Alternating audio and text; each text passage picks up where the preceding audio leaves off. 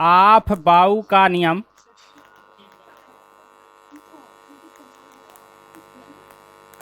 ये कहता था किसी परमाणु में उपकोष के कक्षक में इलेक्ट्रॉन ऊर्जा के बढ़ते हुए क्रम में प्रवेश करते हैं।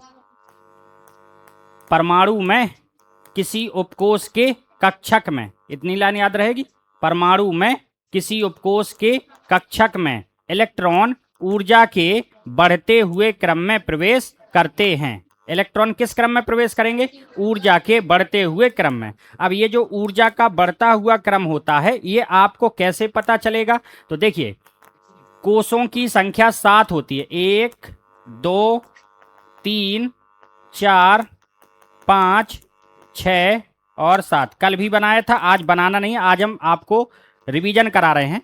तो देखिए, ये जो आपने लिखे हैं ये कोष लिखे हैं, कोष, और कोषों की संख्या होती कितनी है? 7। तो देखो 7 कोष लिख दिए। अब अगर पहला है, पहला नंबर, तो इसमें केवल एस अकेला होगा।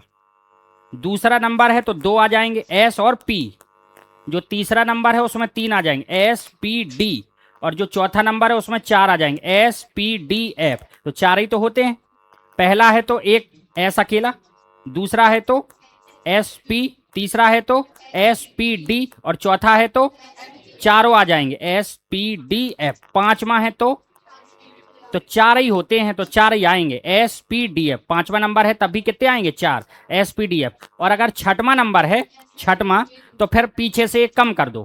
तो पीछे से कम करोगे तो एफ को कम कर दोगे, तो 3 बचे, एस पी डी। सातवां नंबर है तो पीछे से 2 कम कर दो, एफ भी और डी भी। तो कौन है? एस और पी। अगर इधर देखो भाई, बात नहीं कर प्लीज, हमारा मतलब है कि सबको समझ में आ जाए, नहीं तो फिर जो समझते हैं उन्हीं को समझ में आया करेगा, बाकी आप बात करो चाहे कुछ करो, ऐसा मत करिए। अब यहां पे जैसे 1 है तो यहां हमने 1s लिखा,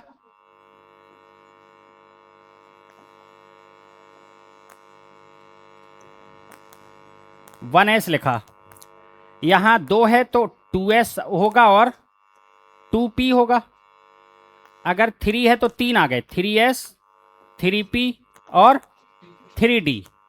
4 है तो 4s 4p 4d और 4f। देखो चारों आ गए। अब पांचवा नंबर जब होगा, पांचवा नंबर, तो 5s 5p 5d 5f, जो अभी बताया था वही बोल रहे हैं, सही है।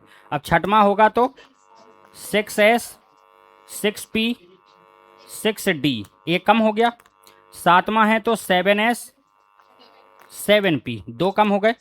अब इनको तिरछा तिरछा काट दीजिए, तिरछी रेखा खींचनी है, जो कटता जाए वो अपने आप कटता जाएगा, तिरछी रेखा खींचनी है, सही है। तिरछी तिरछी रेखाएं खींच दी। अब खींचने के बाद इस आगे वाले, यहां से तीर आया, ऊपर से तीर आया, इसको लगा। अब ये जो ये वाला हिस्सा है इसको पीछे वाले हिस्से से मिलाना है। तो इस वाले हिस्से को जब अपन पीछे वाले हिस्से से मिलाएंगे तो मिलाते समय किसी को ये ना तो टच करेगा ना काटेगा, इतनी बात ध्यान रखना बस। भाई आगे वाले हिस्से को पीछे वाले हिस्से से मिलाएंगे तो ये बात याद रखिएगा, मिलाते समय ना तो किसी को टच करे और ना किसी को काटे। तो बस मिला दिया, देखो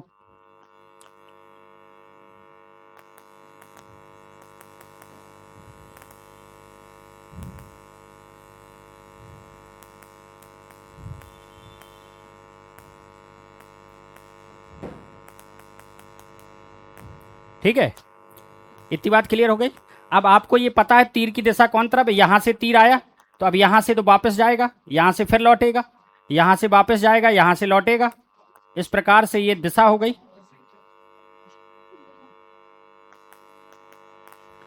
अब जब आप क्रम लिखते हो तो क्रम लिखने के लिए सबसे पहले इसने किसको काटा? 1s को। तो सबसे पहले 1s लिखा जाता है। 1s के बाद देखो किसको काटा? 2s को। तो फिर 2s, फिर देख के बताते जाओ, 2p, फिर 3s, फिर 3p। इधर सब कोई देख लो, 3s के बाद इधर से लौट के आया, 3p को काटा, 3p के बाद 4s, 4s के बाद 3d। देखो 4s के बाद ये लौट के आया, फिर यहां से आया, ये देखिए, तो 3d है, 3d के बाद 4p, फिर 5s, फिर 5s के बाद देखो ये आया और यहां से फिर इसको कट किया 4d, 4d के बाद 5p, 5p के बाद 6s, फिर 6s के बाद देखो ये वापस आया इधर 4f, 4f के बाद 5d, फिर 6p, 7s, 5f, 6d, 7p। कोई दिक्कत? देखो ना तो हमने रट के लिखा है ना आप रट के लिखे, देख ही देख के लिखा है, तो हमने देख देख के लिखा उसी को, तो वही तरीका आपको सिखा रहे हैं कि आप भी देख देख के लिख सकते हैं, उसको रटने की जरूरत नहीं। इलेक्ट्रॉन को भरने का जो क्रम होता है वो यही होता है, सबसे पहले इलेक्ट्रॉन इसमें जाएगा, फिर 2s में, फिर 2p में, फिर 3s में, इसी प्रकार आगे बढ़ता रहेगा। पीछे तक सबको क्लियर हो गई बात?